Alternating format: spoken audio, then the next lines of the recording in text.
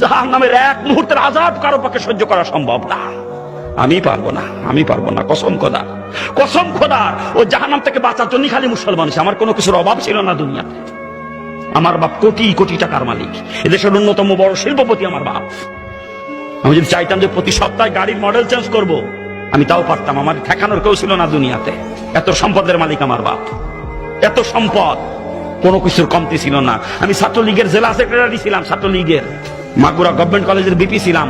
বর্তমান প্রধানমন্ত্রীর এক সময়কার ডান হাত ছিলাম বলতে গেলে আমি। যে শেখর, মাগুরা শেখর, মাসাদ মুক্তারের ছেলে, প্রধানমন্ত্রীর এপিএস, শোনেন নাম, শোনেন না? আমি যখন জেলা ছাত্রলীগের সেক্রেটারি, শেখর ছিল সাংগঠনিক সম্পাদক। আজকে শেখর ওই পর্যায়ে গেছে, তাহলে আমি কোন জায়গায় যেতাম? কোনো কিছুর অভাব ছিল না আমার বাজান দুনিয়াতে, কোনো কিছুর অভাব ছিল না। কত দাপটওয়ালা মানুষ ছিলাম, কত দাপট ছিল, কিন্তু আল্লাহ পাক হেদায়েত দেবে, তাই এটা আল্লাহর মনসা। হেদায়েত কসম খোদার, আল্লাহর হাতে হেদায়েত, কসম খোদার। যদি অন্য কারো হাতে হেদায়েত থাকতো, যত বড় বুজুর্গ হোক না কে, আমার মতো বদমাইশের কাছে জীবনে হেদায়েতের বাণী নিয়ে যাইতো না কেউ। এত বড় কাট্টা বদমাইশ ছিলাম আমি, জানেন আপনারা? পিস্তল দুই পকেটে নিয়ে ঘুরতাম সবসময় আমি। 8জন 10জন বডিগার্ড থাকতো আমার সাথে, 8-10জন বডিগার্ড। মানুষ যদি খালি শুনেছে রানা মাস্তান আসতেছে, শোনেন নাই নামটা? শোনেন নাই? ডাক নাম ছিল রানা, মানুষ রানা মাস্তান পেয়ে চিনত।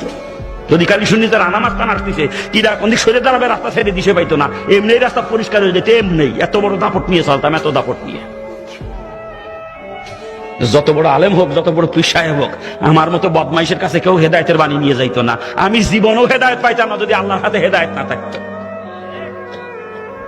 আল্লাহ কুদরতি হাতে আমার মতো কাট্টা বদমাইশকে আল্লাহ পাক জাহান্নাম থেকে বাঁচাইছে। এটা আল্লাহ পাকের ইশারা। মানে আমি গল্পের বই কি মনে করে রসুলের জীবনী কিনে নিয়ে আসবো কি জন্য বলেন? রসুলের জীবনী পড়তে যাবো কোন দুঃখে আমি, হিন্দুর বাচ্চা হয়ে? কিন্তু গল্পের বই মনে করে কিনে নিয়ে আসছিলাম রসুলের জীবনী, গল্পের বই। আগে থেকে গল্পের বই পড়ার নেশা ছিল, গল্পের বই পড়ার। মনে করছিলাম ওটা গল্পের বই। বইটার নাম হলো যে ফুলের খুশবুতে সারা জাহান মাতোয়ারা। মনে করছিলাম আশ্চর্য কোন ফুল নিয়ে হয়তো বইটা লেখা।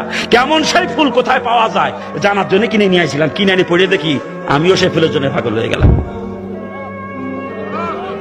রসুলকে ফুলের সঙ্গে তুলনা করে, রসুলের আকলাককে ফুলের সুঘ্রাণের সঙ্গে তুলনা করে বইয়ের নাম দিয়েছে যেই ফুলের খুশবুতে সারা জাহান মাতোয়ারা।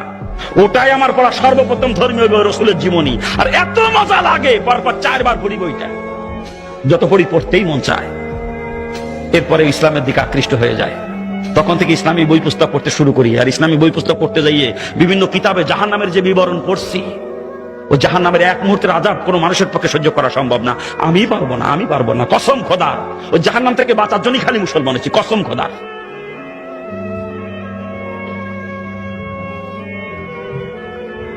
জাহান্নামের বিবরণ বিভিন্ন কিতাবে পড়তে পড়তে জাহান্নামের ভয় এত পরিমাণে অন্তরে জমা হয়েছিল, তখন জাহান্নাম থেকে বাঁচার জন্য পাগলের মতো হয়েছিলাম। কেমনে বাঁচবো আমি ওই জাহান্নাম থেকে? ও আমার পক্ষে সহ্য করা সম্ভব না, আমি কেমনে বাঁচবো? তখন কিসের মা, কিসের বাপ, কিসের আত্মীয় স্বজন, কিসের অর্থ সম্পদ, কিসের নেতৃত্ব কর্তৃত্ব, কোনো কিছু আমাকে ধরে রাখতে পারে নাই। সবকিছু লাথি মারে বের হয়ে চলে আসছে জাহান্নাম থেকে বাঁচার জন্য। শুধুমাত্র জাহান্নাম থেকে বাঁচার জন্য মুসলমান, কসম খোদার। ওই জাহান্নামের এক মুহূর্তের আযাব আমি সহ্য করতে পারবো না। পাও দুইখান ধরে কষি, পাও দুইখান ধরে দুনিয়া ছাড়াই লাগবে। কি দুনিয়া থাকতে পারবেন? কেউ থাকতে পারবেন? কিছু নিয়ে যাইতে পারবেন সাথে করে? ছাড়াই লাগবে, বাধ্যতামূলক। অতএব সময় থাকতে দুনিয়া ছাড়েন। যদি জাহান্নাম থেকে বাঁচতে মন চায়, নিয়ে তো যাইতে পারবেন না, থাকতেও পারবেন না। হাও মহব্বত অন্তরে নিয়ে কবরে যাবেন আর জাহান্নামের আগুনে পড়বেন। ভাও পড়বেন জাহান্নাম, একেবারে ভাও। দুনিয়ায় থাকতেও পারবেন না, দুনিয়া নিয়েও যাইতে পারবেন না। অন্তরে মহব্বত